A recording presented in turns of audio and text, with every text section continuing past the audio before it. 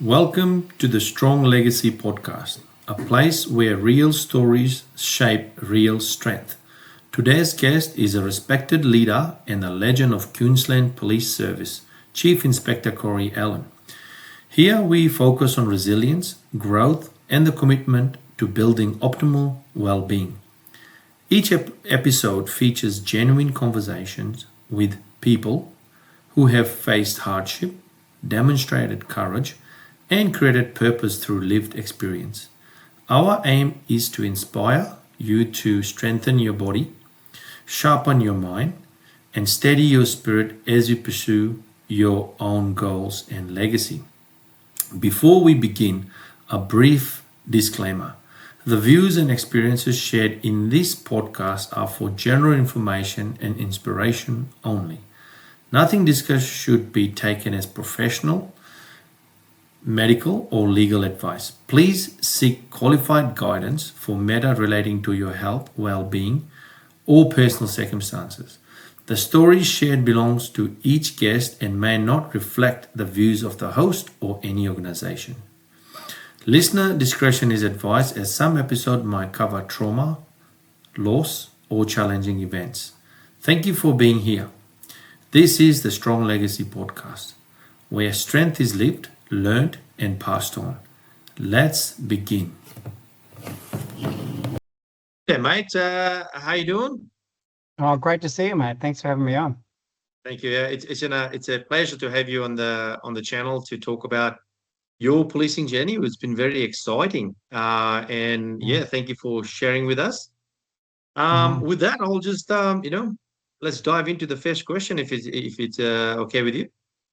Well, it's great to be on. We've stayed in touch over the internet and through work a few times through your career. So it's great to connect like this. And I just want to start out by saying thanks for making some of the stories I've watched so far been really interesting. So it's nice to be able to share some of my experience with you and to know that it's worth listening to.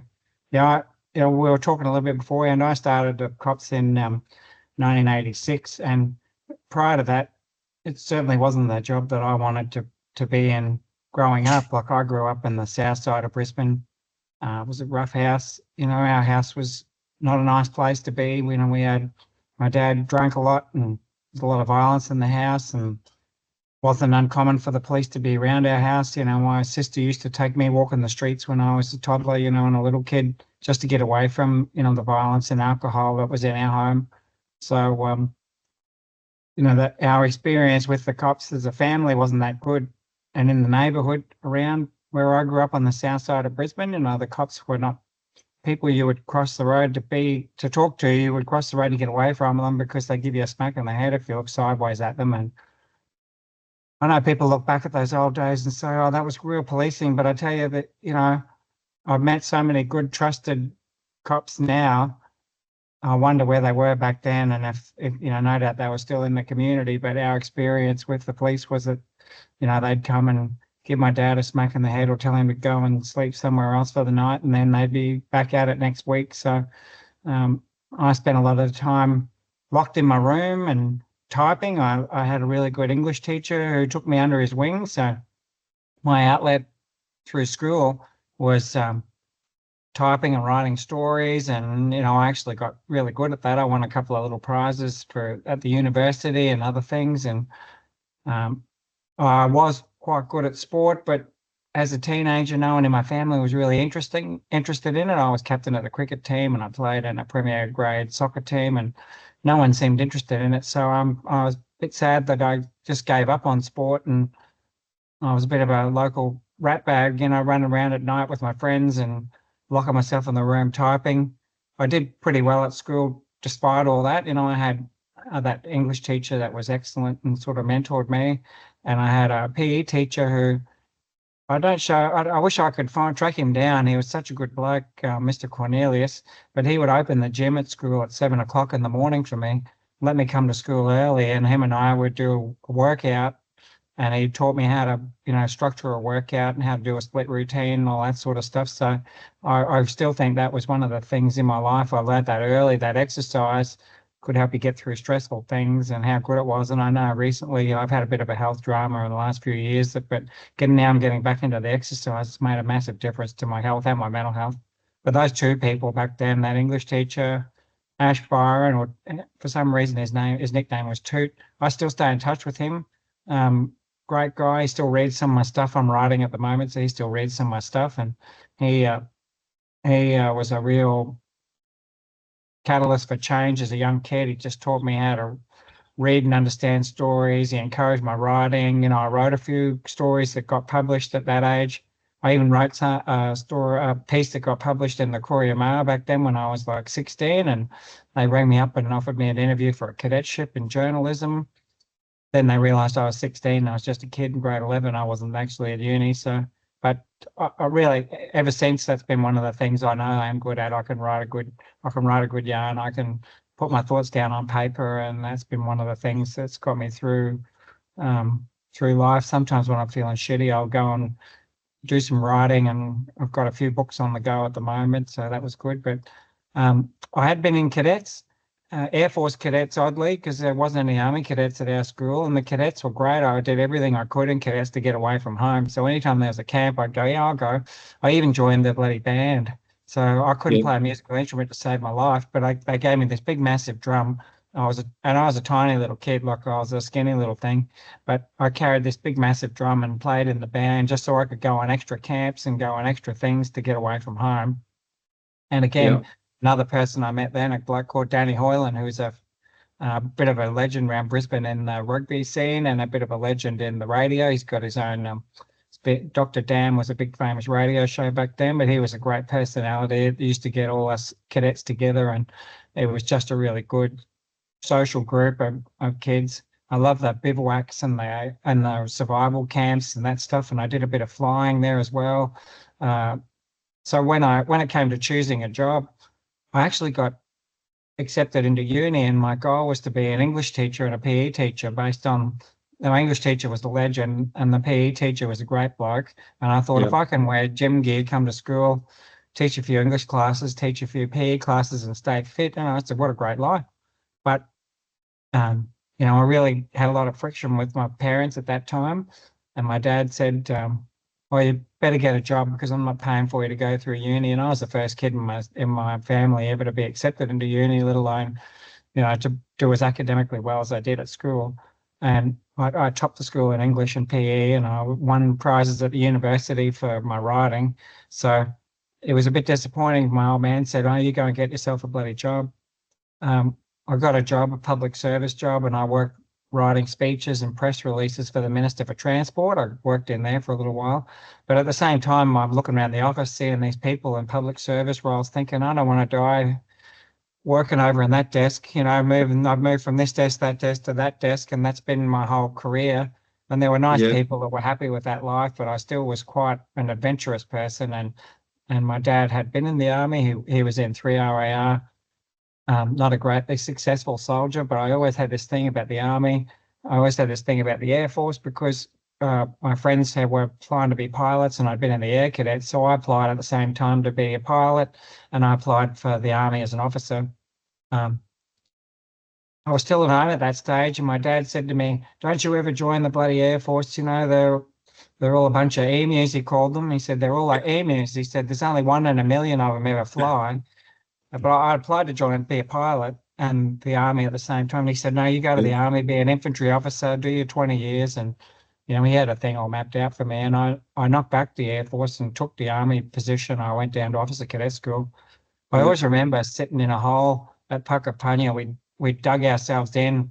We'd been out bush for a couple of weeks, and it was the first big bush phase you did as a young officer trainee. And I had blood on my elbows from doing contact drills. We were stinking from being out bush. You're digging a hole to sleep in, and this F-111 went over. And I thought, I bet he's sleeping in a bloody nice bed tonight.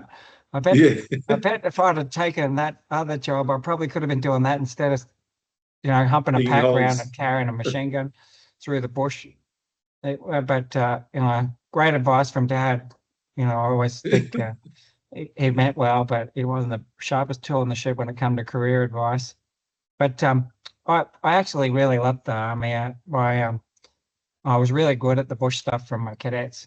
I was articulate and smart enough to do all the training and the academic stuff well.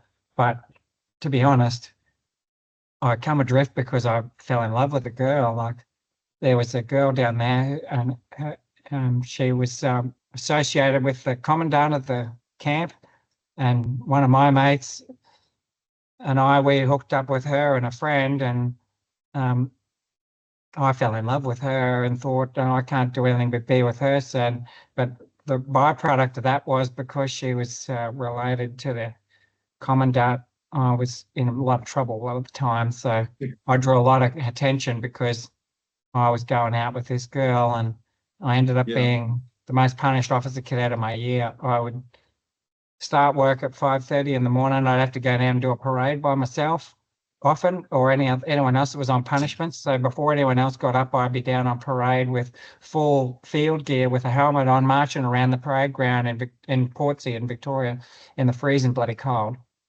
Jeez. So I was good at the drill, so I didn't mind that, but it was, not a nice way of starting the day. By the time you got all your shit organized, you really didn't have time for breakfast. So my friends would actually get a burger or something, and a bacon and egg burger for me, and have it there because I didn't get time for breakfast. So I'd get something to eat.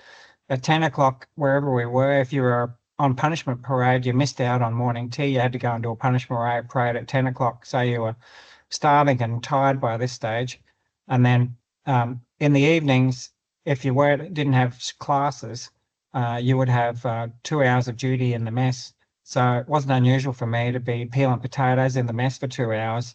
And I always remember one night, all the staff in the mess loved me because I was a bit of a character and we had a bit of a joke. They were all the corporals and cooks and, the fitters and turners, they used to call them, because they fit food into pots and turned it into shit. But I'm peeling potatoes for 2 hours. This bloke's laughing. I said, "What are you laughing at, Corporal?" He said, "Mate," he said, "there's a big potato peeling machine right there." He said, "But you're not allowed to use it. We've been given strict instructions." So they were just doing things to make my life difficult. Then at 10:30 at night, just before lights out, I'd have to do another punishment parade, and you'd have to be in full dress uniform. So you'd have to be in blues uniform. You'd march down the hill to Badco Hall. They'd do an inspection, do a bit of drill. And because I was, target of the month, me and this other bloke, Dennis, if your button was twisted slightly and the symbol, the Portsea symbol wasn't exactly upright, they'd give you an extra parade. So they'd say take one extra. So that'd mean after you finished your period of, defaulters, if I had a month of defaulters parades, they would just pile up. So it'd mean I'd have 20 defaulter parades because a button was wrong, or there was a bit of lint on my jacket, or there was, a bit of soot on the end of my rifle or something. So even if you finished your punishments and got through them, they'd stack up like extra credits or demerit points at the end. So I was always on punishment parades. I wasn't allowed in the mess. I wasn't allowed to go do anything because I was confined at the barracks. So I really got smashed. At night time, even when you were studying, if a senior cadet walked in your room, you had to stand to attention. So they'd take turns walking in my room, standing me to attention just so I couldn't get any shit done because I was in love with this girl. And in hindsight, it probably wasn't love, but felt like it at the time. But I virtually tossed my career away in the army to be with her, and it lasted 2 weeks. And I ended up sleeping in parks down in Victoria, and I hitchhiked my way back to Brisbane, and I slept in the Mowbray Park for a while, and I slept in a car under my friend's house for a while, and then he let me sleep on the couch, and I managed to scrabble enough money together to get a little flat at Yeronga in Brisbane, and I slept on the floor there. I had a sleeping bag from the army that I probably should have given back, but I told him I lost it, and I was sleeping in the sleeping bag on the floor of this little flat with no furniture. Feeling pretty sorry for myself, I might add, because I was too embarrassed to go back to my folks. I was embarrassed about the stupid decision that I'd made. I thought I've just thrown all this shit away, and I really didn't know what I could do. And a couple of my mates from school, Kev Pittendray and Peter Condoli and a few others who had joined the cops, said to me, "You should join the police. Like, it's actually pretty good." And I went, "Oh, the cops in Brisbane, I don't know. Well, my experience with them wasn't that good." And they said, "No, you'll be right. You love being you've been in uniform. You can do all the marching and shooting stuff. You'd be good at it." Yep. So I applied, and my academic stuff was good, and I probably looked good on paper. By this stage, I was I had been pumping petrol for a living. And then I was working at a solicitor's firm called Morris Fletcher and Cross. They were a very big solicitor's firm, and I was just being an office boy there. Even the people there said, "You got a really good TE score. What are you doing here?" And I went, "I don't know what I'm doing." Like a couple of people gave me a nudge. So I did the interviews for the police, did all the testing and everything, and I did really well. At the end of the day, though, back then the height limit was 172 centimeters. Oh, So no. the last thing of the day, they've said, "Oh, Yeah. we'll just measure you and you're all good to go." And they measured me and they said, "Oh, shit, mate, sorry, you're 171 centimeters." And I thought, Gee. "Oh my God, what am I?" Like 1 centimeter. I managed to hold my tongue on that day and walked out, but I lost my shit thinking, bloody hell, I can be an officer in the army. I could do all these other things, but I can't be a cop because of 1 centimeter. So I got a midnight sock for a couple of weeks, and I actually hit the grog pretty bad. Like one of my mates pulled me on a few times about how much I was drinking and sleeping on the Yeah. floor of this flat. You know, I was sitting there. I'd even started smoking, and I didn't even like smoking. Um, he said, "Oh, what can we do? It's 1 centimeter." So he said, "Go and see our local doctor who did acupuncture." He said, "Maybe he can relax something." And when I saw him, he said, "Oh, when did you get measured? Because if you get measured in the morning, you're taller than the afternoon, because as you stand up during the day, you compress. All the little Right. discs in your spine will compress." So he said, "If you go in first thing in the morning, maybe you get that 1 centimeter back." And I thought, oh, it was like a light bulb came on. Yeah. Now, this was on a Thursday or a Friday. So over the weekend, I I did everything I could to be taller. So my mate had a pair of those inversion boots, those hang upside down when you're Yeah, doing the yeah. The sit-ups. moon So boots. he hung me off Yeah. the clothesline out the back, and he spun me around a couple of times because he was a smart ass. But the I hung upside Yeah. down. I thought tall thoughts, anything I could do to think I just want to get that 1 centimeter. And on Monday morning, I I got to admit now, and it's a long time ago, 39 years ago, but I put 3 pairs of socks on because I thought maybe those pairs of socks will just give me a little bit of an edge. And Yeah. I lay down in the back of my mate's car so that I didn't squash down. I lay down in the back of his car. He drove me into police headquarters and where recruiting was at Herschel Street there. And Yeah. I got out, knocked on the door just as they were opening. And I wish I knew her name. There was this really nice blonde policewoman. And she said, "Oh, hello, how you going?" I said, "You remember me?" She goes, "Oh, yes, I remember you, little fella." I said, "Well, my doctor reckons you're taller in the morning." And I explained it to her. And she said, "Oh, come on, then we'll give you another go." And I was 172. Oh, my God. It was like I probably shrunk on the way out, but Yeah. I made it in. I made it into the cops and That's started a amazing, very man. short time afterwards. Thank you, because I was living in this crappy flat. Yeah. I could have easily gone down the wrong track. I had mates that were doing the wrong thing. They were smoking drugs and doing a bit of crime. And I had one mate who took me to the gym. One mate who used to take me to Sizzlers for all you can eat food because I was starving most of the time. Um, I was pretty fit because I wasn't eating much, and I was training at the gym with him. But that one mate made a massive difference in my life. Like he could tell if I hooked up with a few of my regular mates, I would have been stealing cars and doing the stuff that they were doing. But he Yeah. used to come pick me up after work, and he'd take me to the gym, or and on the weekends, so I didn't mix with those blokes. We'd go. He'd take me to Sizzlers and shout me all you can eat food, and I'd gut myself for one good meal a week. It was just awesome. That mate is still a good mate today. We look after each other. And I started at the academy on 24th of November 1986. Um, I I thought it was like paradise, mate. And you've been to the academy; it's not that flash. Yeah. But I thought there's a swimming pool. It was Yeah. awesome. And there's a gym. It's Free gym. great. Yeah. And the meals were pretty crappy back then. Old cereal used to make a lot of bubble and squeak and a lot of unidentified brown meat. But oh man, I couldn't. In my happy days had come because Yeah. 3 big meals a day. I'd go to the gym. We were doing a bit of drill, and back then the training was a little bit militaristic. It was a bit of yelling at you and that stuff. But that stuff was nothing because I'd been through some of the hardest officer training in the world down at Portsea. Yeah. Um, and I just loved it. We had a great group where Mark Plath and Cheryl Scanlon, who's been the acting commissioner for a while, was in my squad. We had a great group of people. They were all good characters, and some of those people have stayed lifelong friends now.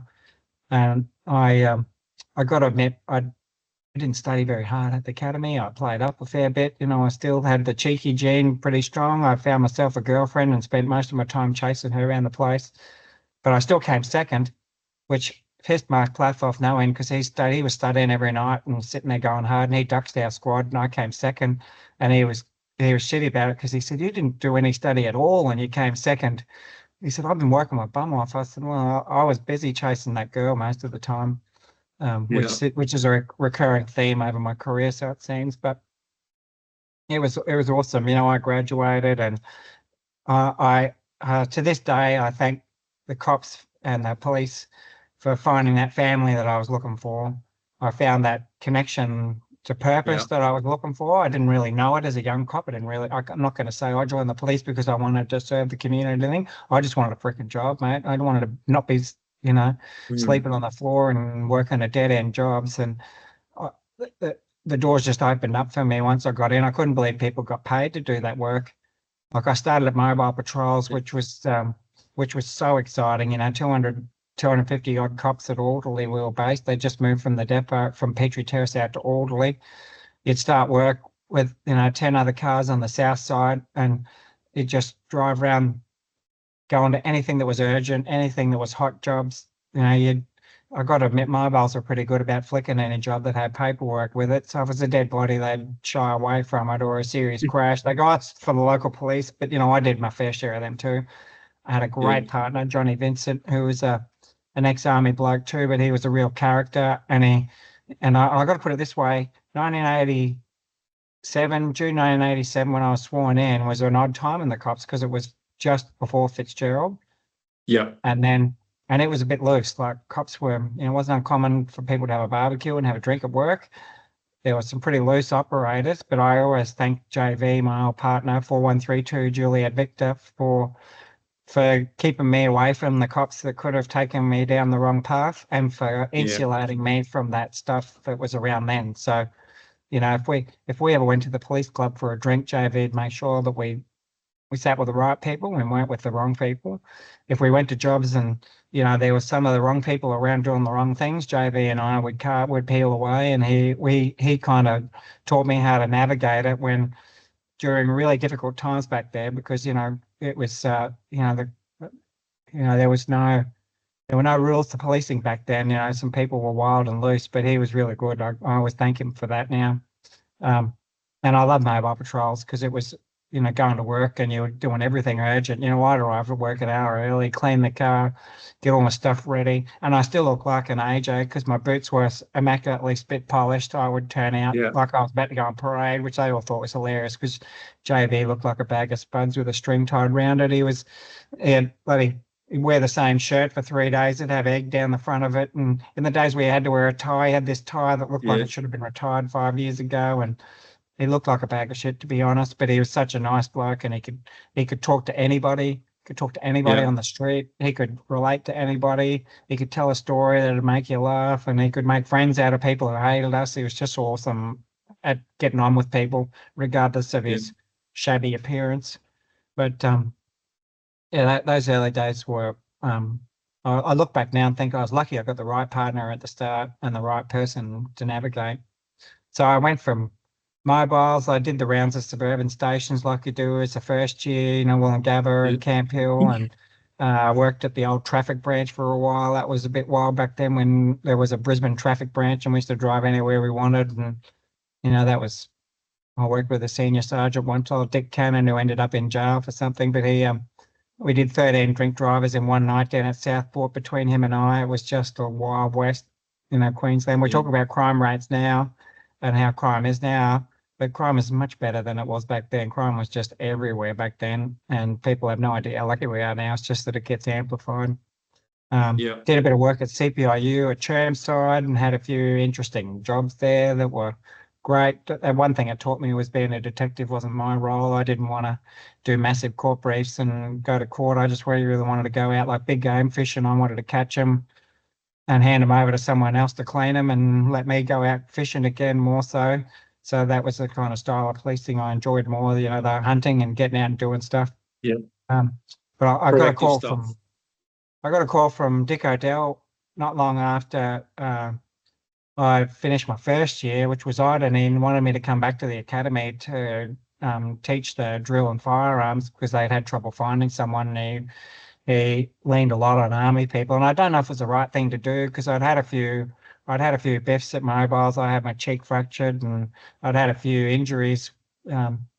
And my girlfriend at the time was pretty keen on me getting an office job. So when Dick rang, I took this job back at the academy, teaching drill and firearms. And to be honest, it probably wasn't the right move because I was a bit of an arsehole. I just went back into drill sergeant mode, just like the army, and that probably wasn't the way the police were used to that being done. So I spent about 12 months back there doing that. It did help me train because I'd met some guys that were in the old Special Weapons and Operations Squad back then, Johnny Green and Keith Banks and Greg Carnes and those people. Johnny Green was at Mobiles and Gary Brown was at Mobiles, and they were always carrying at that time they were carrying CZ 9 mils at work, and they were taking days off to do, the part-time Special Weapons and Operations Squad training, and that intrigued me. And at that time also, the Operation Flashdance happened where Peter Kidd was killed. And as soon as I saw that job and I knew those blokes, I thought that's my career path. I want to be in the Special Weapons and Operations Squad. Yeah. So the academy time helped me train. I really did smash myself with the fitness, and I spent a lot of time in that range at the academy, as you were allowed to as an instructor. So I was down there shooting 3 times a day in between classes and training at the gym and running myself into the ground. And I was successful in the pre-selection, and I went on the Special Weapons and Operations Squad selection course, which was spread over a year. Back in those days, you did a full-time 6-week component, and then you did other components down at Canungra and other areas where the SAS had come. Hindsight's a lovely thing. I thought I blitzed the course. I was going really well. I got 100% in all the exams. I topped a lot of the physical stuff. And we were about to graduate. They walked over to take the graduation photo, and Greg Carnes, so I think it was, tapped me on the shoulder and said, "Mate, you didn't make it." And I'm like, "Cool. What the fuck, man? You've just tortured me. I've survived. I thought I did really well." And he was right. I was too young, and I didn't fit in with the team, and I wasn't a team player as much as I should have been. I was always running at the front of the squad instead of worrying about everyone else. I was worried about my times. I was worried about me. There was a time we did the obstacle course at Canungra where I was so far ahead, I ran and hit a wall by myself that I couldn't get over. So I was smashing my fingers into the boards to get up over this unclimbable wall. And they saw that I had all the skills, I had all the technical capabilities, but I hadn't matured enough to know that if you want to be in that environment, you've got to be part of that team, and you've got to fit in, and you've got to be there for the team, not there for you to be out the front. So I was gutted because I thought I'd smashed the course. And he said, "I can come back next year," as being a smart ass. And I thought, "Oh, fuck you, I will come back next year." And the following year I reapplied. They all thought it was hilarious. And I was just in with the right group of blokes. There was, Jimmy Sadler and Bobby Crawford and Bob Graham and Georgie Manetis and other people who were all my era. Mark Burgess, Chopper, that boxer, that mad boxer guy, still a fitness trainer now, awesome character. Darren Carnes and a few others from up north that were on the course with us. And I just was perfect. I could see how it worked then. When you're in with the right group of blokes, you're helping each other get through it. And I did the course again, and I completed it. And then we did the bush phase down at Canungra. And then they actually got me to stay back on for the bush phase at Canungra again for the annual requal for the senior people. But that was my home. I loved that place. At that time, I was doing suburban policing. Mobile patrols had been split up, and I was mobile patrols at Mount Gravatt. And then mobiles was disbanded, and I was put at Morningside and then at South Bank. And South Bank was great because nothing happened at South Bank back then, so you're always training. There was nothing. We were going on 10K runs every night and doing stuff, and then fighting people outside the plough in for practice. Always the case, plough in. Well, it was, that was just. I'm not saying I was looking for fights, but if they happened, it was like, okay, we'll practice, because I was studying Muay Thai at the time because I thought I better get a martial art under my belt. I'd done a bit of the Zendo Kai stuff, and I didn't really like the practicality of it, but I studied Muay Thai and I was really committed to that, and I got my black belt in that. So I was doing Muay Thai 3 nights a week. I was doing weights 3 days a week. I was running, and I was boxing with Chopper because Chopper was training and for the police Olympics, and he was training to try and get in the Commonwealth Games. So I was boxing with Chopper as well.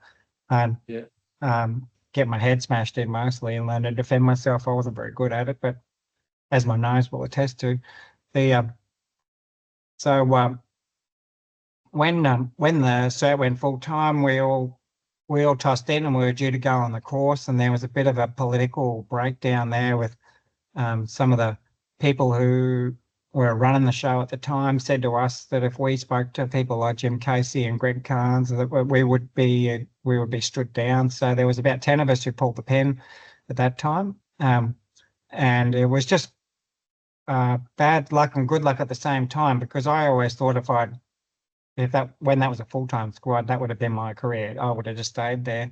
But at the same time, shortly after that, PSRT kicked off, and I applied for a sergeant's job at PSRT, and I got that. So I'd only been in the job for 7 years at this stage, and I got a sergeant's job at PSRT, and that was awesome because it was a brand new team. It wasn't cert, nowhere near the standard of cert, nowhere near the training, but they were an awesome bunch of people. Shane Williams, Dale Waitman, there were these fantastic people who were they weren't at the fitness standards or the skill standards of cert, but I tell you, they were the keenest and the most eager people I'd probably ever worked with outside the TCS later on. And when we stood up PSRT, there was only 28 of us. There was no formal training, there were no courses, there was no doctrine, there was none of that stuff. They gave us some crappy shields and helmets, and they said, you're basically going to do anything that other police don't want to do or can't do, and we're going to fly you around the state wherever shit happens. You're going to do a lot of street offences and schoolies and working down the valley and anywhere that the general duties police need help. We had the right mindset. Shane Williams and Zulu, Dale Waitman were fantastic. They were the brains behind setting the team up.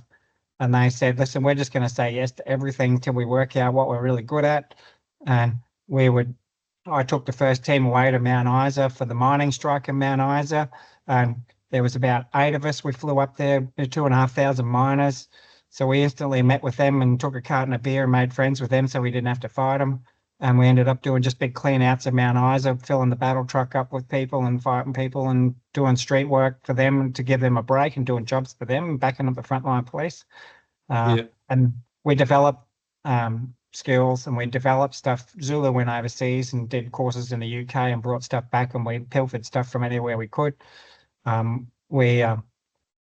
Billy Turner at that stage had brought in PPCT, the pressure point control technique system, and was starting to write the post curriculum, the very first post training, because there was no formal post training up before that. You got trained at the academy. There was no post recoil. You just did a firearms recoil every year.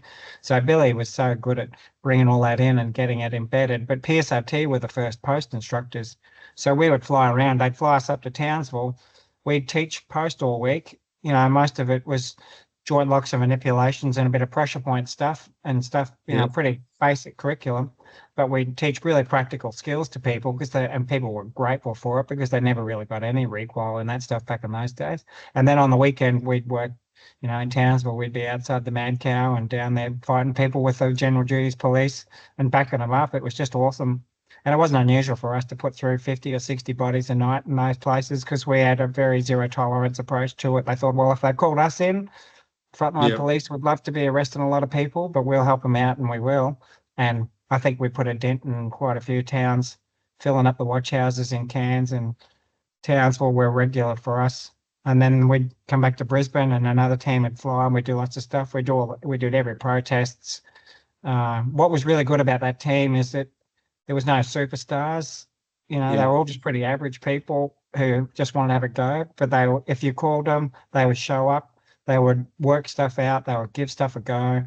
And PSRT, you look at how professional and what they do now. And I was out there recently at a dining-in night, and you see the level they've gone to. It's nice to know that we were the start of that, and they've still got that mindset that they can grow and learn and do something different and adapt to what's needed out there because it changes all the time. Yeah. But PSRT was awesome too because I was one of the PT instructors, so we were staying fit and keeping fit, and because I'd had that experience with the part-time cert team, we had a lot of guys that we trained up who ended up getting in there. So it was nice that we were a bit of a feeder school for cert. But back in those days, there was always a big delineation that cert is this, PSRT is this. while we Yeah. might work together, we certainly weren't the same. And so it should be, because, completely different roles. I had 8.5 years there. Awesome time. Chogham, I was the tactician for Chogham, and did, all the training for 650 shield teams and other things at Chogham. There's some awesome memories about doing that, even though nothing happened at Chogham. I then jumped to TCS when TCS kicked off, because I knew 8 years was probably too long to stay at PSRT. I reckon 5 years is probably too long at most places, but I was a bit burnt out, and I'd had a few relationship issues with my missus at that time anyway. So I jumped out, went to TCS. TCS in the city kicked off, and I know I said PSRT was the greatest, but when I met people like Paul Carroll and Gordy Mitchell and Phil Bell, and there were some people there who, again, TCS didn't have a charter. It just said, just do whatever you can to disrupt crime and help the frontline police in your area. And with the personalities that we got in that team at the time, and we also had the street prostitution unit was part of TCS then, for all the street prostitution in the valley. We had an awesome time. It was like we were masters of our own destiny, going out doing controlled activities and controlled operations, doing the street work on the valley, and rolling serious drug dealers and doing other things. And those people there had a great family atmosphere too. So we had this understanding at TCS that if we're going to look after each other and do the right thing, none of us wanted to get into trouble. So we were some of the first to pioneer using video cameras at everything we did, because we said we're going to do things properly. We don't want to end up being like a task force or like anything else where, people end up going off the path a little bit to get good results or outcomes. We were diligent about doing everything really properly. Paul Carroll led that stuff, being a really good detective and having the experience. So technically we were always very proficient, and legally and procedurally we were always very good at doing it properly. And we always had good results in court because of it. So one of the other things we all agreed on is that it was important for our families to be involved in everything we do and to know each other. So whenever we had a function, it was a family function, and families came along, and we all got to know each other's families. So it was really hard to do the wrong thing by anyone, because you knew, that guy's wife and kids, and it's really good, really easy to back people up because you knew their family and you felt like you were part of their family. And now those guys are still like family to me now. We had some awesome times there, some massive jobs for just a little TCS in the city, big drug jobs, taking houses off people and taking money off people, and really making a dent on crime and drugs and that stuff in the valley. And back then I had one notable pinch where I arrested that Terry O'Gorman, the fellow who was the legal aid solicitor for drink driving. He backed into a car out the front of one of our drug raids, and it was just odd that one of the most notable pinches I made was probably one of the most pathetic for .051 when he smashed it into the police car out the front. But I ended up getting a lot of nice emails because he wasn't a very popular bloke, and the people sending me emails saying, "I hear you did a good job last night," because he was one of the most notorious solicitors, head of the civil rights movement in Brisbane. So him getting done for drink driving was amusing for some people. But again, we had the video camera going at the time, and I thank God for it, because he made a lot of complaints about me that actually slowed down my promotion to senior sergeant. Said that I fabricated the drink driving, that I bricked him on this and I did that. But we had a video camera going the whole time, because we had one at the raid we were at. And that saved me, because I had an hour and 20 minutes of him being completely obnoxious and me being an ultimate professional all the time, despite how he was behaving. So that was good. So from TCS, I got the tactician's job at Brisbane West. Brisbane West at the time was Indooroopilly the Gap and Ferny Grove. It was a pretty cruisy spot running operations, but I just got my TCS friends in. We ran operations. The boss there, Peter Martin, at the time, saw a bit of promise in me and gave me a stint at Indooroopilly as the OIC, and I loved doing that job. And when it was advertised, I put in for it. And at the same time, they'd advertised the city with it at the time, and I was nudged towards taking the city because the city was in a bit of turmoil. It had a bit of grief with a lot of complaints against cops, a lot of bad video of police using heavy force, and it was pretty much a station under siege at the time with a lot of dramas. A lot of lawsuits against police and a lot of confrontation. I didn't really want the job, to be honest, but when they said, "Oh, we think you'd be well suited," I took the advice and I ended up winning that job at the city. And to be honest, it was quite overwhelming. There are now 150 people, one senior sergeant at the time, 23, 24 odd sergeants report directly to you. Thank God they were all bloody good people and good guys and girls. The sergeants ran the station there. And the city, again, was one of those places where I really had to look at myself and change my style of policing, because the problems we had were like homeless people getting locked up by cops and having fights, and kids sleeping on the streets who would end up in confrontation with police. And we had this very adversarial approach to everything we do. But what I learned in the city, if you put it in a nutshell, was that if cops take the time to build relationships in the community and approach those problems differently together with other people, you can actually have much more effect than just trying to lock up every person you see or be rough with every person you see and direct, and you've worked in remote communities. You can't get along unless you work together with everyone. And you can arrest the same people 50 times and make no difference, but you help them once, you might change their life. So it sounds a bit sooky to talk about cops showing empathy to people, especially coming from a background where it was kicking doors and locking people up and taking names in tactical teams. But when you met the homeless people in the city and you heard their stories, when you talk to the kids who are on the streets, when you could get through their facade of abruptness and rudeness and you got to talk to them, they were actually people who just needed bloody help. And cops could help them.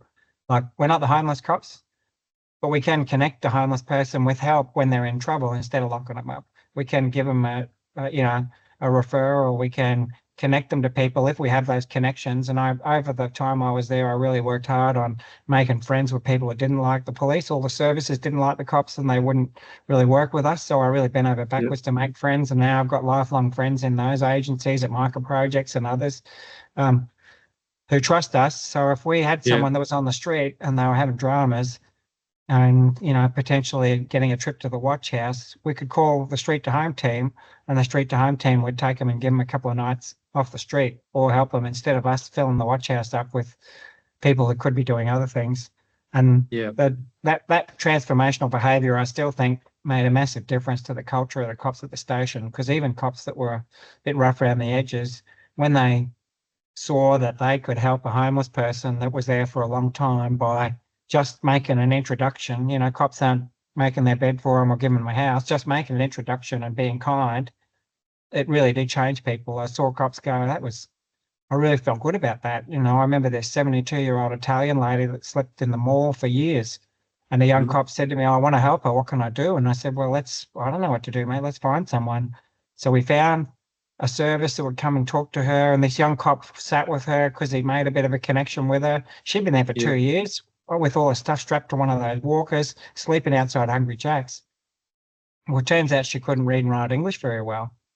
She was well educated in Italy. She had 2 degrees and she was a teacher, but she came here for a relationship and it broke down. She ended up on the streets.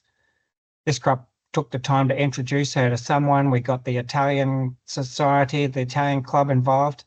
They filled out all the paperwork and they took it all. And in 2 weeks, she was housed. This young cop made the difference in her life. Now, it's probably not a lot of crime associated with that, but what a wonderful thing for that young cop to do, to take the time to see that woman, to talk to her, to make the connection, to get her off the street. So she's safer. She's not going to be a victim of crime. She ended up in a little unit with a bath and a veggie garden. That's all she wanted. And she probably had a longer and happier life because that nice young copper took the time to sit and get to know her and made an introduction. Now, I'm not saying we should drop everything we do and become homeless cops and looking after that. But if we're going to come across people in the course of our business, we probably have a duty to see if we can help them if we can, when we have the time to do it. So the funny thing about that is when we got all these people help, the homeless people and the kids, when we got them help and we got them connected, it freed up a lot of our time, because it turns out about 30% of our time was dealing with shit with them, was dealing with a disturbance, dealing with a kid going off or a homeless person having a hard time and cracking off somewhere. So instead of dealing with all that crap that was really not very productive police work, we could reinvest that 30% of time into doing other stuff, which was worth doing, being outside the nightclubs and doing walkthroughs and responding more quickly to property crime in the area. And our crime came down in just about every category. And our complaints came down against cops too. Cops learn how to talk to people. They learn how to engage them with a bit of kindness and empathy and a bit of respect. And I get got a bit of criticism back then. They're like, "Oh, you're not the homeless cops. We've got to enforce the law." And their criticism dried up when they looked at our numbers and said, "Oh shit, yeah, crime's come down remarkably. What did you do?" And I said, "Well, we just helped the people that needed help. We stopped arresting people that we weren't actually helping, for shit things. And we started focusing on effective police work that we know works. We freed up all that time." I feel a bit sad Yeah. now because I know in the state of cops now, we're doing a lot of things that other departments should be doing. We're the ones case managing families and kids when really it should be done by other departments. But I know that during that period, I know it works. If we have enough police and enough time, and we have the police that, have enough headspace and they're healthy enough and mentally healthy enough, they can make a massive difference in people's lives. When we have the time and the partnerships and the relationships. I just think we don't have the time and the number of police we need to do that now. So Yeah. from the city, I had probably the shittiest experience in my service, and that was trying to get promoted. So the promotional system worked well for me sometimes and not for others, but I applied to become an inspector. I'd been at the city for 5 years and I'd been doing pretty good. I've been nominated as an Australian of the Year. I won a Churchill Fellowship and traveled the world. I got awards from Rotary, from a Paul Harris Fellow, and I won a few. Our teams had won these crime and violence prevention awards for some of the cool little initiatives we did around homeless and vulnerable people and some of the other stuff. Yeah. And I was successful in being promoted to inspector, and they said, "Congratulations, you're going down the Gold Coast." And I said, "Oh, I'd rather just wait for another job if I could, because I've just got we had new kids settled in far on the north side of Brisbane." And lo and behold, as they just kicked me off the promotional list and said, "Well, you're not getting promoted then." And I went, "What? What do you mean?" They said, "Oh, I came first out of about 360 applicants," and they literally just flicked me off the list like I was an annoying little senior sergeant. It was earth shattering, because I thought, far out, I've worked my guts out in this job at the city. And I mean, it was nothing for me to work 6 days a week, 10 hours a day and take calls on a Sunday. I was down at the local station on a Sunday before we had laptops, doing my stuff. So I was ready Monday Yeah. morning. And for me to be treated like that in the promotional system was a real kick in the guts, because I thought, just give me a job in Brisbane or somewhere I can commute to. I couldn't go down the Gold Coast, for many reasons. There's some family reasons Yeah. why we don't even go down there as a family. But there was just a really poor example of the police service not listening to what my family needed and what I needed, and balancing that between what they needed. And I think I'm one of the few people that's ever knocked back a promotion to inspector. So I was pretty much blackballed after that, and I didn't get promoted till another 4 years. And to be honest, I told them to stick it up their bum a few times. I thought, I don't need to be promoted to be a good person. I'm a senior sergeant of the biggest station in Queensland. I love the community and I love the work. I love the people at the city station. They were awesome to me. They were such good sergeants there that were running teams, 25 in a team, and a sergeant's running those teams and doing great jobs. I could spend the rest of my career there without batting an eyelid or even feeling bad. So I didn't want to get promoted. I eventually relented out of pride, I suppose, or, when I was watching everyone else jump me and watching people in that first round, there were people in that first round promotions that I knocked back to, one's a deputy commissioner now, and they all sort of scooted up the ranks pretty quickly. I stayed stagnated as a senior sergeant, blackball for 4 years at the city. But the lesson from that for me was, does this shit on your shoulders define success? And I had let it define success for me, because I was really hurt by not getting promoted, when I really thought, no, bugger that, I'm very successful and I'm very happy with who I am. I was a good person doing good work at the city.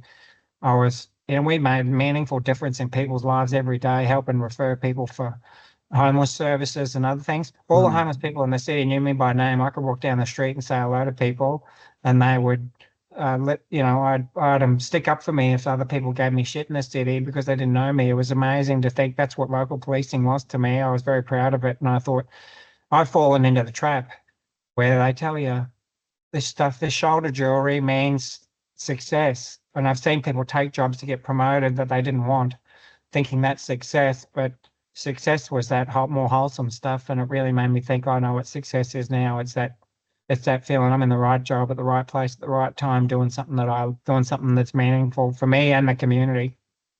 Yeah. So I reluctantly applied for a promotion in 4 years' time, and they gave me a job at the academy. I did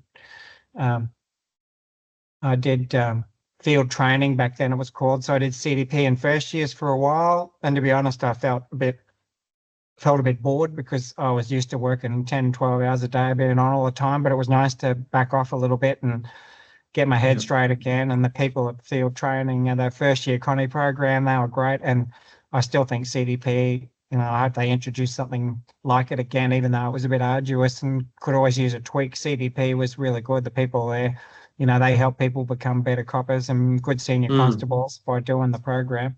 And then the opportunity came up to be the chief host instructor, and that was a job at the time. I had a bit of a poison chalice attached to it because I'd helped do a business case for that new training centre at Wacol. We got 56 million bucks to build a training centre at Wacol. I got made the chief host instructor, and part of that job at the time was to be on the project with Reece Wildman, one of the best leaders in the police. Shout out to Reece, he's an awesome, genuine man.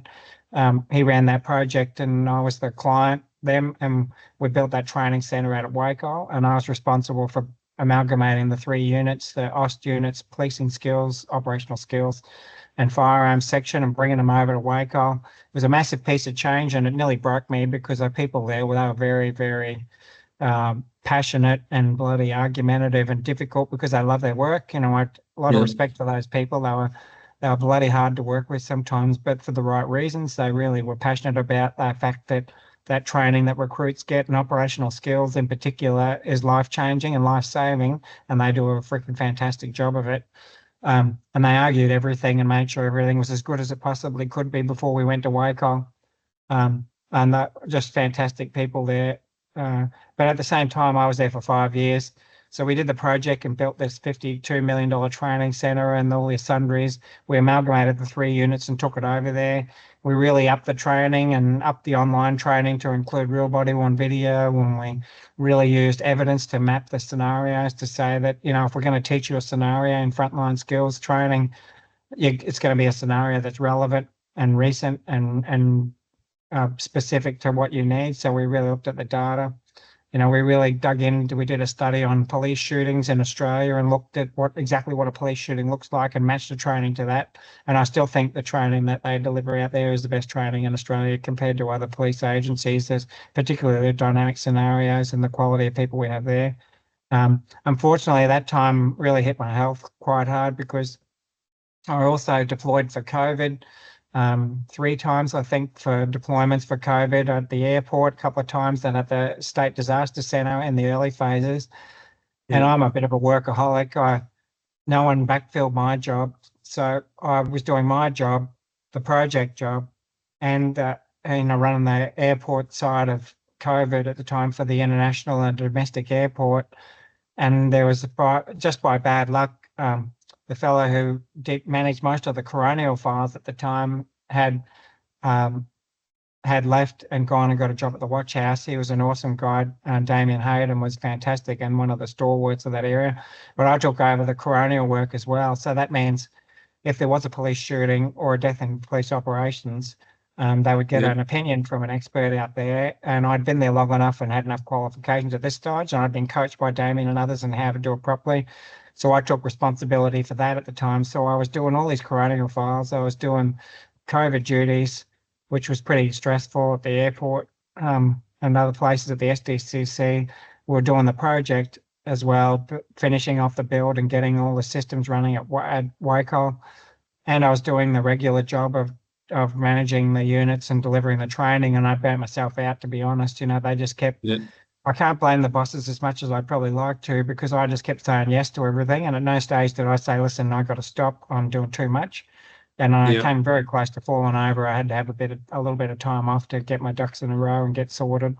We had a spate of police shootings. So I was doing these detailed coronial files and appearing coronial and giving coronial evidence about police shootings, as well as all that stuff on top. I was there for 5 years, and it was an awesome time because we achieved a lot. Like, that centre is fantastic, and the training improved. I introduced the increase in civilian instructors. So we recruited all these really, really well qualified ex-army instructors who had been to Afghanistan and other theatres, and they really brought a lot of value to our training. But I was lucky enough to apply for another great promotional story. I applied for a superintendent's promotion, and I got promoted to superintendent. It was awesome. Nice. I got the email, it said, "Congratulations, you've been promoted to superintendent." And I thought, at last, I made up that lost time from back when I said no to the job at there. And I don't know what happened, but they just never called me and gave me a job. Like, I got the email, said you've been promoted, you're successful. I went through the selection panel. Mr. Golocheski was on the selection panel. He said, "Congratulations, I got you've been promoted, you're in the pool of successful applicants." And they just never offered me a job. And there was a judicial review at the time about some of the system. So they promoted all these people out of that pool. And then they said, "Oh, I'm sorry, we're not promoting you because this judicial review's happened." So once again, I missed out on promotion. So it was the universe saying that maybe you should just find a job that, again, you really want to do, that you love doing, that stays you connected to the community. Because as much as for pride and all the rest of it and all the other benefits, I think I would have made a great superintendent in the right spot. True. Didn't happen. Like, I completed everything. I got successful. I got the email. I still got the email. I don't look at it very often, but it says, "Congratulations, you've been promoted." And they just didn't bloody ring me up. I thought, you bastards. Oh, unlucky as that. I later found out that they were going to offer me Roma as the district officer at Roma, which I would have said yes to because I wanted to take my kids out bush. I thought it'd been a great experience for them to take them. They were old enough to do it now. And my wife agreed. I said to her, "If we're going to move, would you move?" She was happy to do it. And they said, "No, we didn't offer it to you because you knocked back that job back in, ages ago. You didn't want to move. So we offered it to someone else down the list." So someone else went to Roma and I didn't get promoted. They skipped over me, which was just fucking ridiculous. But that's the nature of senior police sometimes. So I ended up applying shortly after that for what was just a patrol group inspector in my local area at Inner West. And my boss said to me, "Do you really want to do that? Because you should try to become a superintendent again. You'll get through."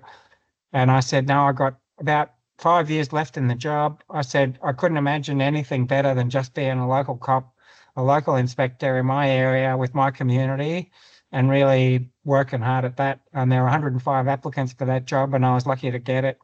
I don't know if the merit system worked in my favor or if people took pity on me and nudged me in for the job because I was a good local person. I was connected in this area, but that's where I'm posted to now. I'm on pre-retirement leave now, but I've had the last 4 years as the PGI for Inner West. Inner West looks after Indooroopilly, the Gap, Ferny Grove and Albany Creek. It's about 488 square kilometres. And I've just loved every minute here because, this used to be a superintendent's job back in the day. There used to be a district officer and a few inspectors in an office. Now it was just one inspector and one detective inspector. But I just embedded myself in the community. I worked at each station. I work a couple of days at Indooroopilly, a couple of days at the Gap, a couple of days at Ferny Grove, and then I'd drop in and work at Albany Creek. I'd help on the counter. I'd show up at jobs. I'd pull people over and do stuff, and they'd go, "Inspector, what are you doing? Inspectors don't do that shit." And I said, "Well, I'm still a cop. I still like talking to people. I'd write tickets and do stuff." And if I got in too deep, they'd come and help me. They're good people at Inner West. And being a community copper, I'm still show up to all the community events. I know all the politicians, all the people at schools and the churches, they know me. And it's been just a lovely way of seeing this end of my career out.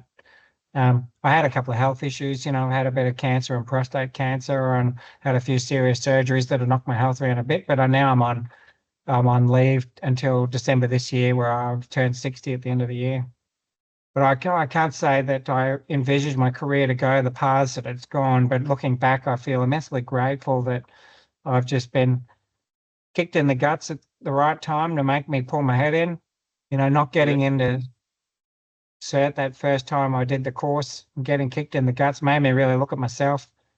Getting kicked in the guts a few times, and I think the greatest lessons I've learned have probably been when I felt I've been treated unfairly, and I think, how will I act when I'm in that position and I have to do it for someone else, and I see someone else being treated unfairly?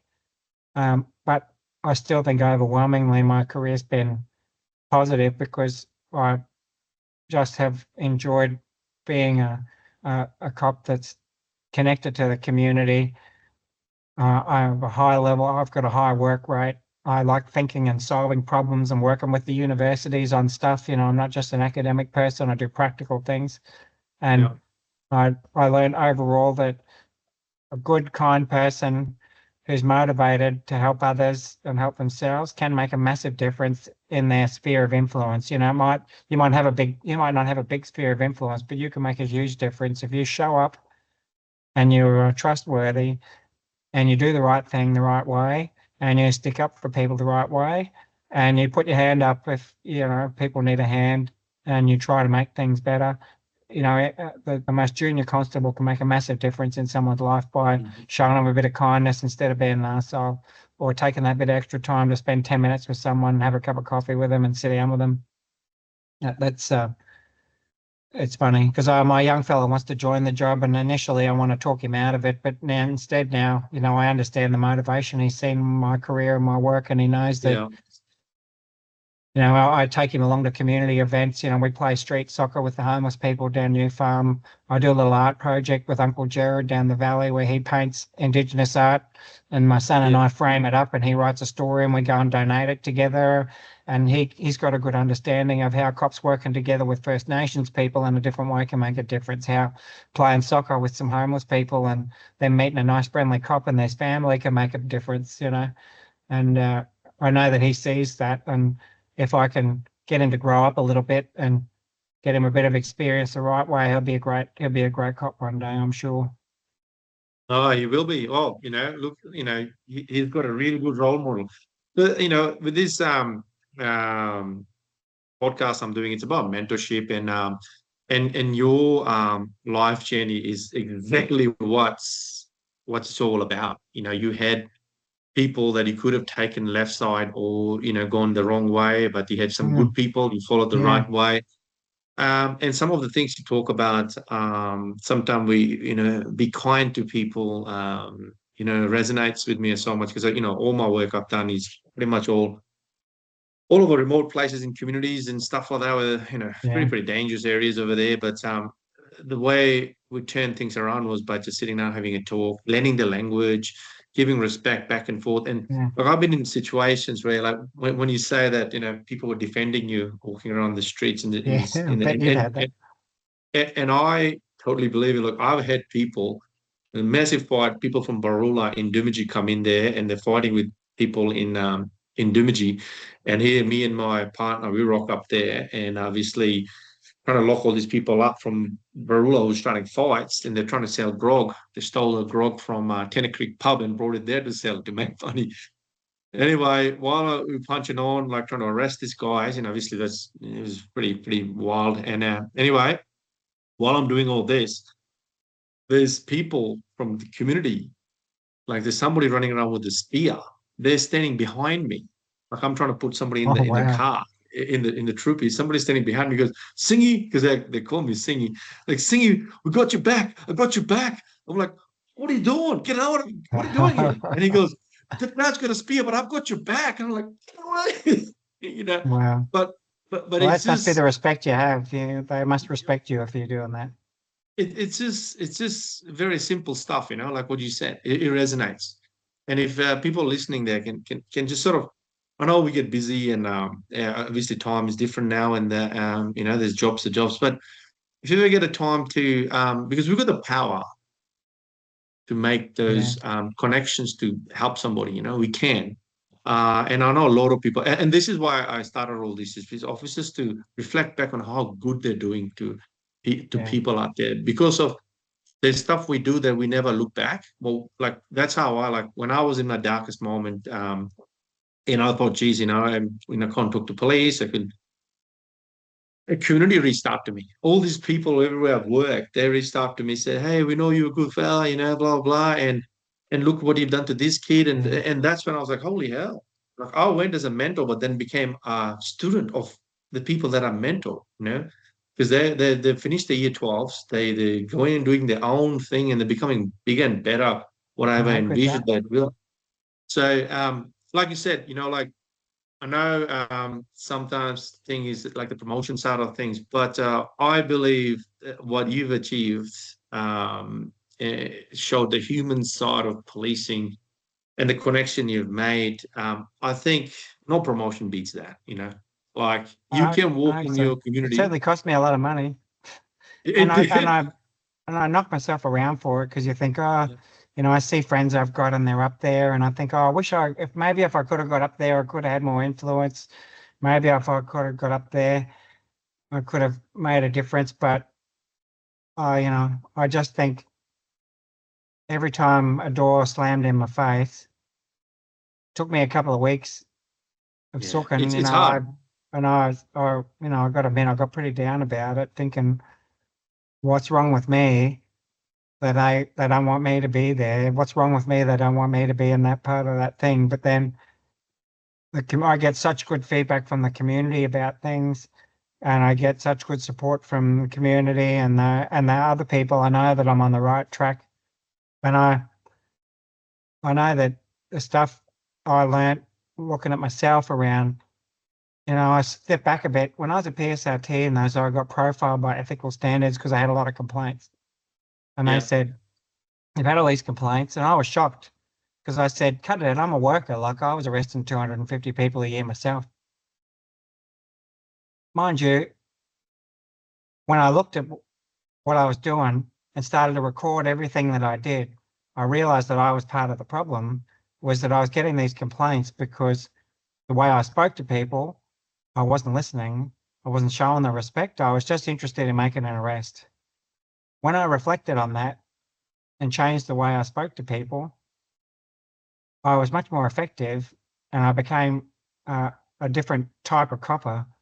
When I worked in the valley with the street prostitutes and the drug dealers down there, we realized arresting them and just prosecuting them was pointless. When you got to know them and you got to listen to them and you could help them, and you Yep. focused on the people that were dealing drugs and the people that were hurting them, and the people, and two of them got murdered while we were down there. They were serious people. When you focused on that and you showed kindness where you could, made a massive difference. We were much more effective. Those themes just played out over and over throughout my career, that if you can look at yourself and be honest with yourself about, what you're bringing to it, you'll find the right place for you. It took me a long time to make these 3 rules, and I'm still not very good at sticking to them.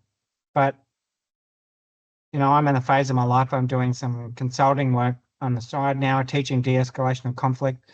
I've got other things that we're working on around, how to working in the community, and I want to work on developing something for police once they leave the police, either they separate medically or otherwise, or retire, because there's nothing to support cops once they leave after their service. There's no DVA or no support. Once work cover cuts someone off or they're done. They're pretty much on their own. I support quite a few people, but I know that I've if I enjoy doing something, the actual doing, that's a good thing. If it if it does if it's worth doing, if you think that's worth doing, that'll make a difference. That's 2 boxes for me. And the third box is it's got to do some good in the community. So if I can find things that do those 3 things, and policing ticks that box for a lot of people. If you enjoy the doing, getting out there, putting the uniform on, getting out there in the community, being visible, walking up to strangers and talking to them and trying to solve their problems, it's worth doing. And if it does some good in the community, that if those 3 boxes resonate with you, then policing is a good job for you. And you don't always need to be a big boss to do that. A senior connie in an area running a station or running a community or doing that things can be a powerful person in those kids' lives because they're a person in uniform. You represent all the police. You represent Yeah. all the police that have come before, even the ones that have been arseholes or have done the wrong thing. You also represent that, so you can minimize some of that damage that's gone on for First Nations people, perhaps, if you are different from what their cultures experienced elsewhere, by showing respect and kindness. But Yeah. those 3 rules are sticking with me now, particularly when I've got health challenges and other stuff I'm dealing with. I think, do I enjoy doing it? Not just the end product. Do I enjoy the doing? Is it worth doing? Does it do some good in the community? Then I'm in. That'd be fantastic. You got No, some questions, that's mate? You want to hit me with some of your questions? you pretty much have like gone through and answered a lot of them. But I've got a couple that I just wanted to ask you too.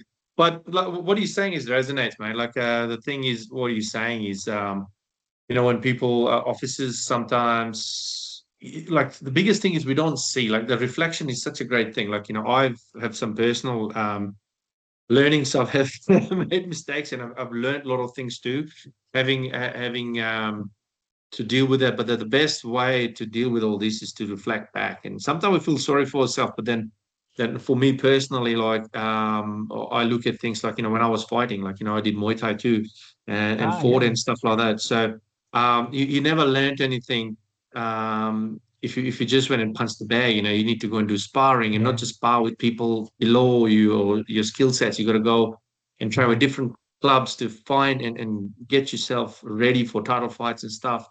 So same thing in policing for me personally has been that I've taken challenge. I always wanted to go and when I got to the academy, I wanted to go Dumiji, Arakun, and Manaza. Those three places I wanted to go because it was the place where everybody used to like scared, like.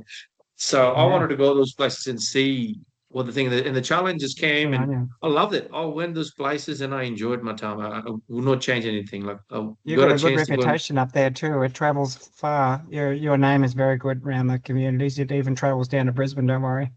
it was Isn't that just funny how working. fighting is a? Isn't that funny how fighting and is a good metaphor because sometimes you got to take a punch in the head and a punch, Yeah, and you got to roll with it because yeah, it's you're going to get them. It doesn't matter how good you yep, are or where you're in. Something unfair is going to happen to you.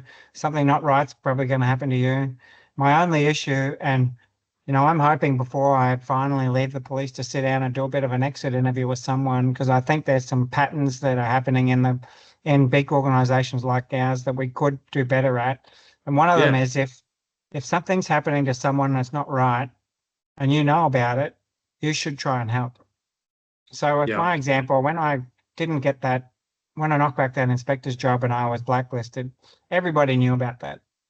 Everybody. The police commissioner, Bob Atkinson, apologized to me. He said, I'm so sorry, that shouldn't happen. And I said, aren't you the commissioner? And he said, well, it's a big thing. But my thing is, if you see something wrong happening to someone and you just know stand up. about it, you should, you don't have to make a big song and dance or beat drums, but you should either help them or do something about it. Yeah, And that repeated itself many times in the job, I think.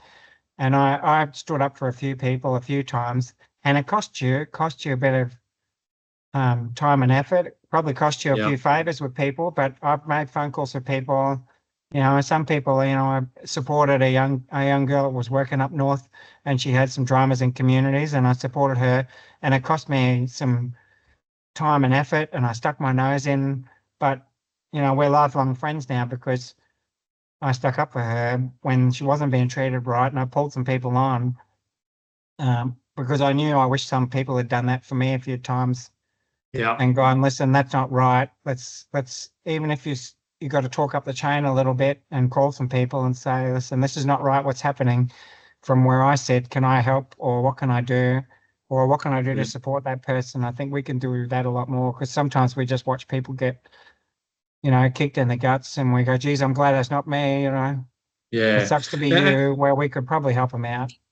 I think you're right there, and it's not a criticism of anyone, like not trying to criticize anyone or anything like that. But No. there is a thing that can happen. Like somebody could take somebody under their wings to help Yes. them out. When somebody's having a spiral, or like when you're saying like if there was somebody that could have pulled you aside and said, "Hey, I know, let's just ice that thought for a Yeah. couple of weeks before you make the decision, Yeah. and have a good thing. Let's go and have a beer, and let's sit down, or go for food, or let's go for a jog, or let's go to the gym, pump out, and let's talk about it Yeah. before you make the decision." Sometimes we make decisions in a huff, and if we had somebody to lean on, and this is where the mentorship comes in, and I think that's something we need to promote a lot too. Like you're saying the right things. Like I know when I was up north and stuff like that, when communities I was working in, and you always used to like send us the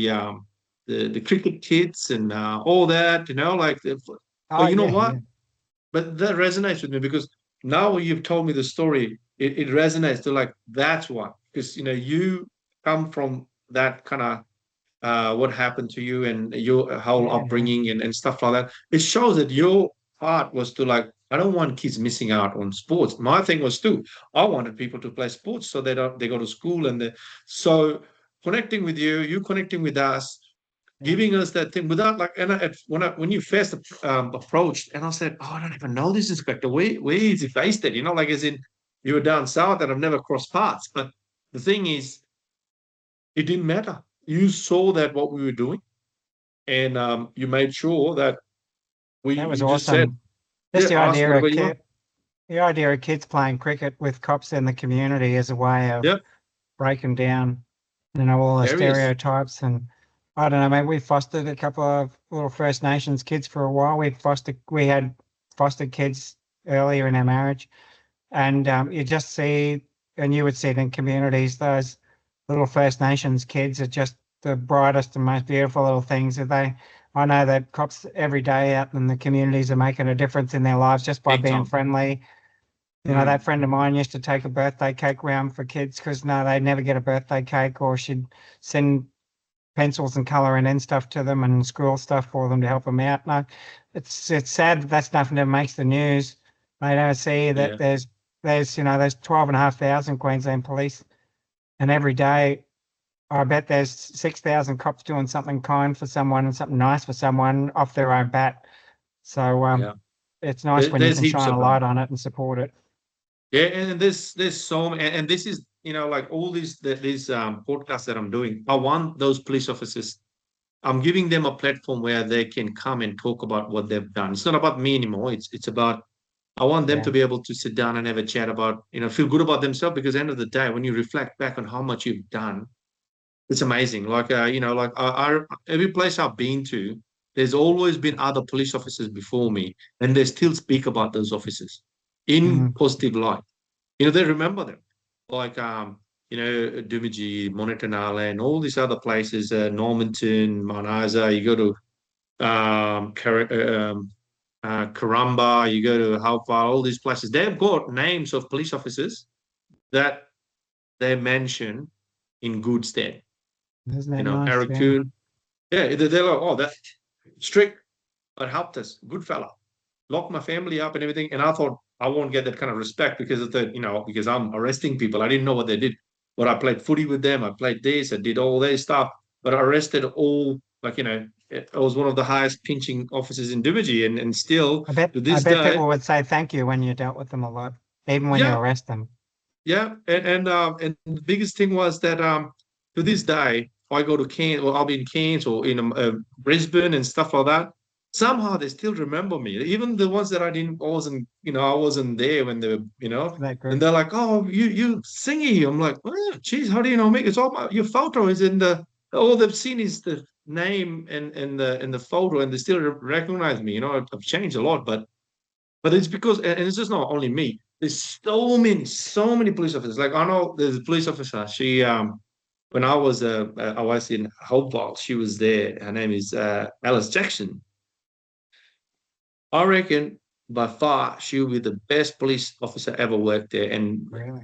there'll be anyone. I don't think anyone can beat her because she did everything. She could go and arrest by herself anybody. I think by one or two guys, but they needed fucking couple officers to arrest him because they're just big family, so it's still surround. But Yeah. she will go and arrest anybody in the community if needed, right? Like she had the respect of the community, like and she will go to the school in the morning, walk with the kids to take them to school, do all this stuff. Really? So just like I was there and somebody asked me one time, like, who's the best police officer against Beanie? And I said, she. But hands down, like she, like What the a wonderful community loves person. her. Yeah, just a really amazing person. People still speak about her. And she was a second year constable going there. Wow. And she stayed there for 2 years almost. And but there's so many stories of officers there. But what happens is they forget, like they don't see that because there's no follow-up of what Yeah. they've done, or there are people haven't promoted their stories or whatever, so it makes a big difference. Like the person you're talking about in far northern that you're talking about is a good friend of mine too. Yeah, she was amazing. Like she's done some Awesome. amazing stuff, and I knew her from Manasa, and yeah, great person, very lovely working. I don't know the ins and outs of what happened uh, up there, but my interaction every time I have with her and the community, loved her, you know. So, but apart from that, like, you know, this brings me to this other thing, um, camaraderie and work culture. And obviously, we touched on it already. Somebody needs to look out for each other if, you know, people are making those decisions. Like, what does true camaraderie in the workplace means to you? Well, it's funny that there's always this impression that you got to stick up for people no matter what. So I've always thought one of the best way you can stick up for someone is to help them not make a mistake Yep. also. So by all means, you stick up for someone if the wrong thing's happening or, you know, they've been falsely accused of something. But one thing we forget is that a really good friend will pull you aside and say, listen, I'm worried about you. I saw this the other day. Taking that time to keep someone on the right track is the best thing a friend can do because you can speak truth to your friends and look after you look after your people you work with, your colleagues, and that can be pulling them on if they're having a bad day. Maybe you see something that's not quite right. Maybe they're not working at their best, and you take that time to say, "You all right? What's going on with you? Let me help you." If you don't know how to do something, or they might not realize it. So sometimes helping people do the right thing is being a good colleague as Yep. well. And I know PSRT was a good example of that when we first kicked off because we were pretty much, you know, they were back in the days, there was no body cams, there was no this. You could be as rough and as ready as you want.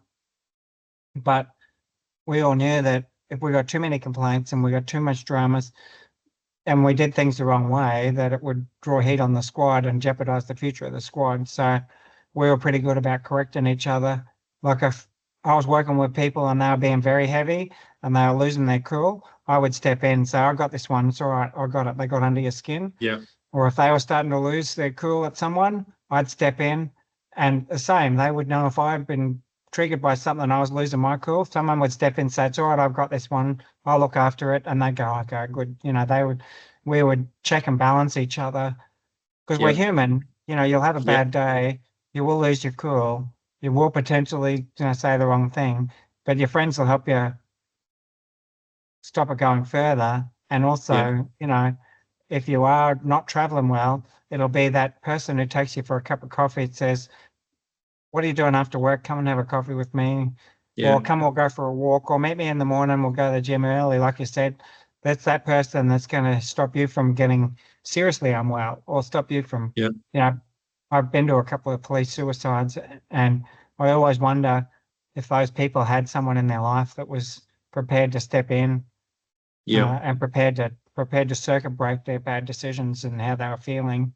But that's what the camaraderie means to me. Like you share a special bond because you do shitty things together and you do difficult things together. You go to serious crashes. You do things where it's dangerous. You work late at night when no one else is around together. You form a special bond. But that Yeah. special bond shouldn't be, I'm going to stick up for you regardless, even if you do the wrong thing, or that, you know, I'm not going to help you if you're not feeling well. I'm going to cut you off, which often happens when people, Yeah. you know, have stress leave. No one calls them, no one checks Yeah. in on them because they think, oh, I don't want to. It's not like it's bloody infectious. You're not going to catch stress by calling someone.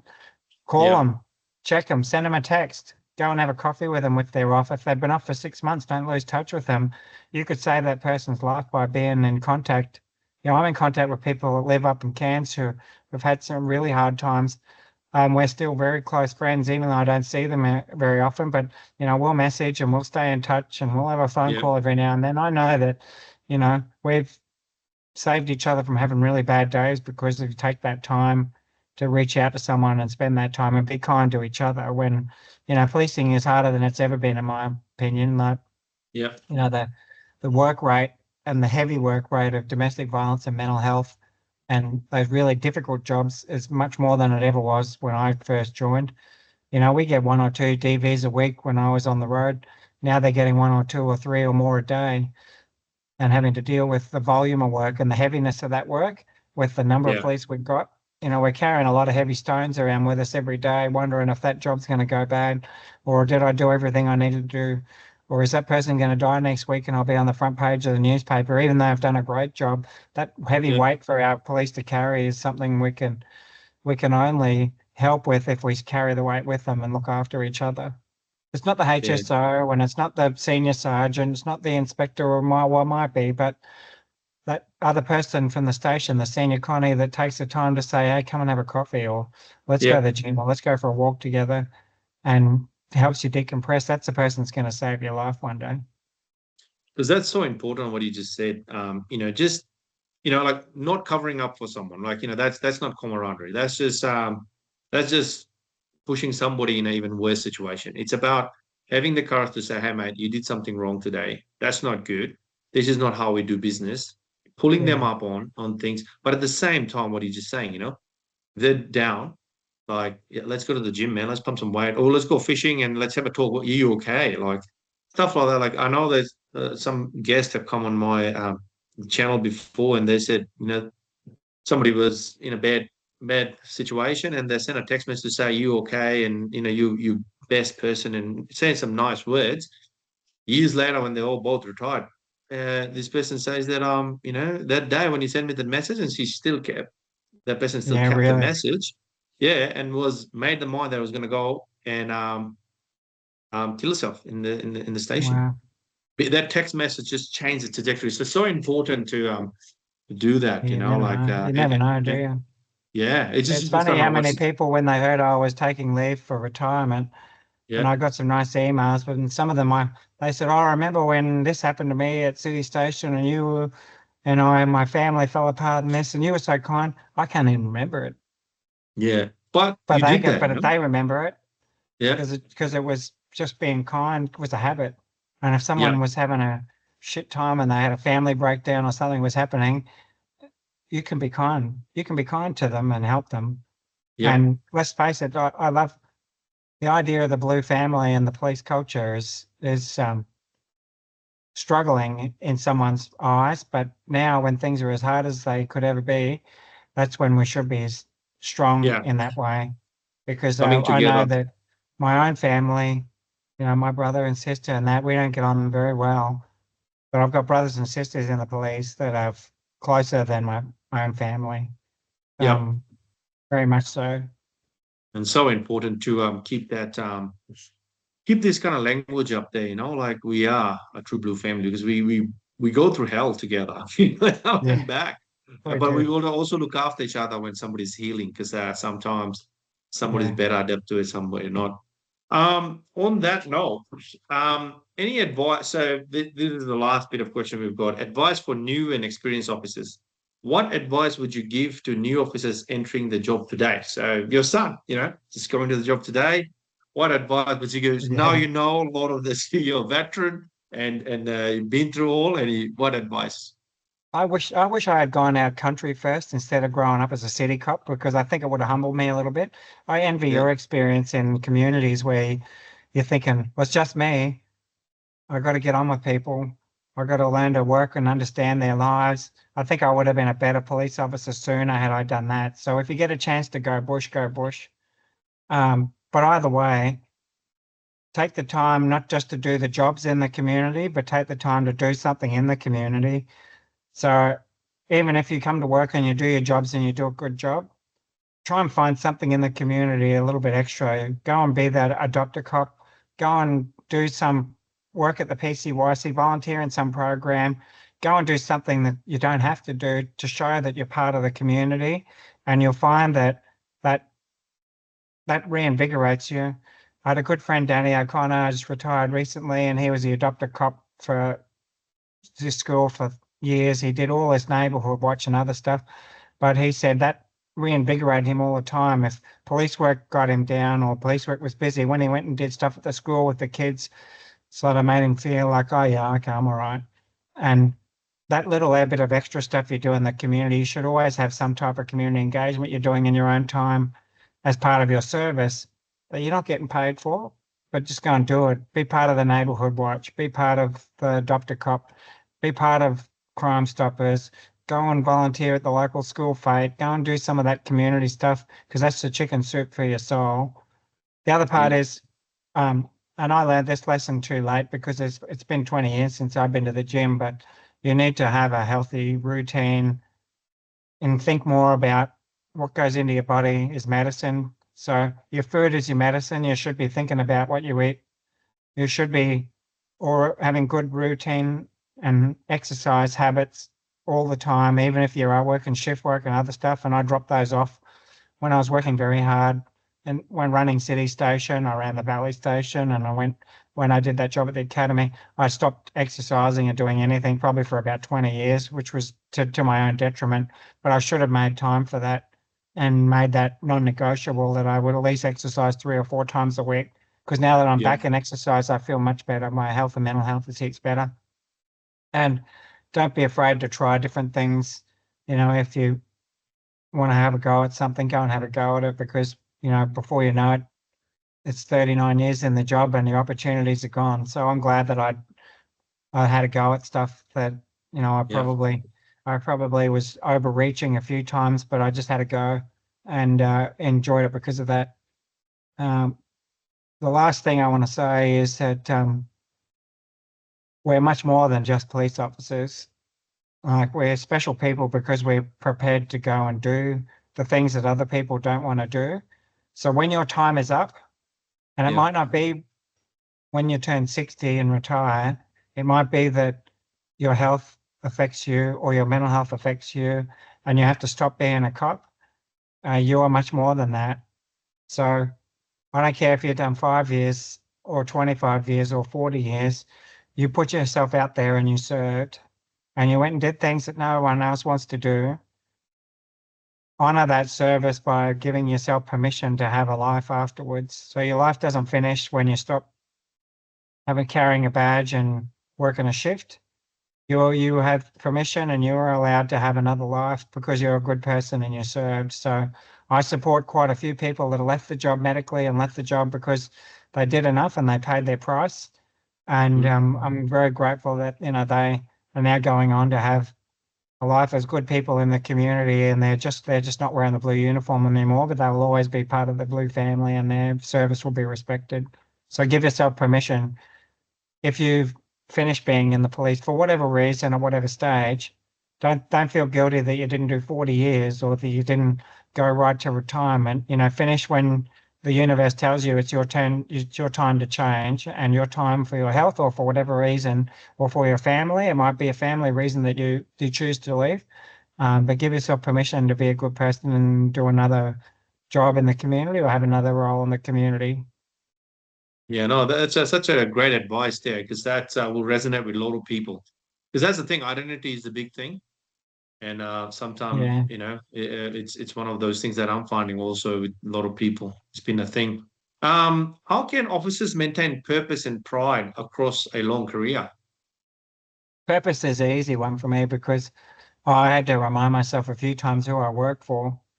And nothing more humbling than sitting with a homeless person and talking to them about their life, or talking to a person no one else talks to, a kid that's on the street or someone else. And I tell you, when you realize that I don't work for the police, I don't work for the government, I work for the most difficult kid who's causing the most grief in the neighborhood. I work for the family that's been broken into that doesn't know what to do. I work for the Ziggy, the homeless person at Toowong, who, has been Still sleeping there around. for, he's still around. If you do, I just finished making an online training product for about homelessness for police. So make sure you do it, because there's an interview with Ziggy in there, but they're the people we work for.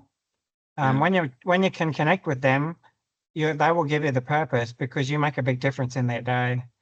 yeah, When when the shittiest things happen, when they've lost someone in a crash, when their house has been broken into, and when their family's breaking down, or when their kids off the rails, and you can help them, that's who you work for.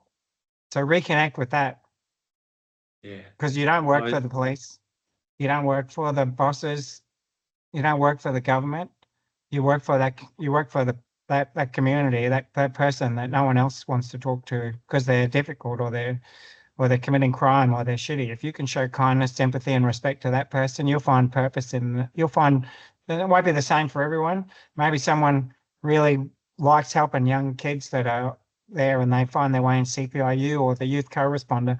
Maybe someone really resonates with victim survivors of DV and they can work with women that are struggling. Maybe that's where they connect with their purpose. Maybe it's the the detective that loves doing a fraud brief and helping people that have been a victim of fraud. But you'll find something you think, I really feel my fire when I do that. Remind yourself of that if you're getting kicked in the guts and things aren't going your way.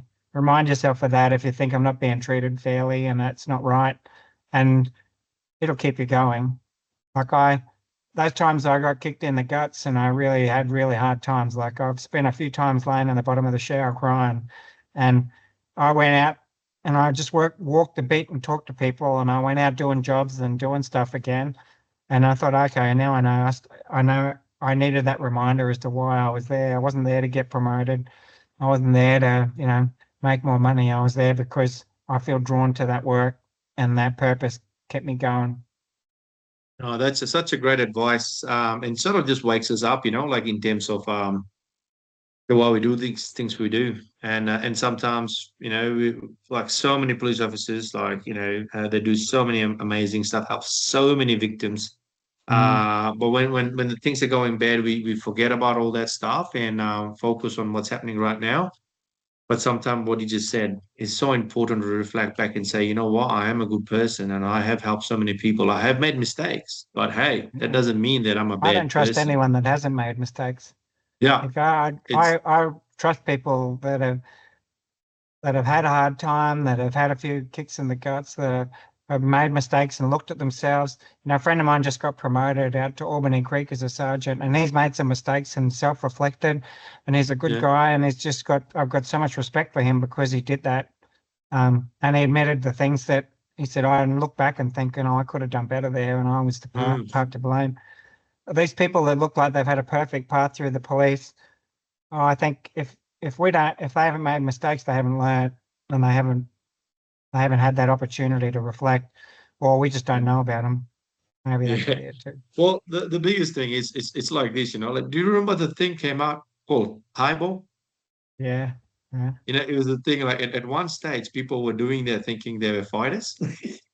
Yeah. They will come out, but like it's just like you gotta be like in old school movies you watch, people are always there's somebody's a boss or somebody's this, they're like unfazed by anything, like Yeah. but that is not the true reflection of what actually No. happens. And I thought that was the thing to be like when you become a person, a leader and stuff like to show that you are unfazed by anything. And I think that was the wrong thing No. that I took on, like, and I learned that thing hard way that, man, we're just human beings and we got to have Yeah. emotions. If you don't show your vulnerability to people, because I thought showing vulnerability was like, in fight, you don't show vulnerability. You just, like in Muay Thai, you get kicked, you just smile. Like Yeah. it doesn't feel anything, but leadership or,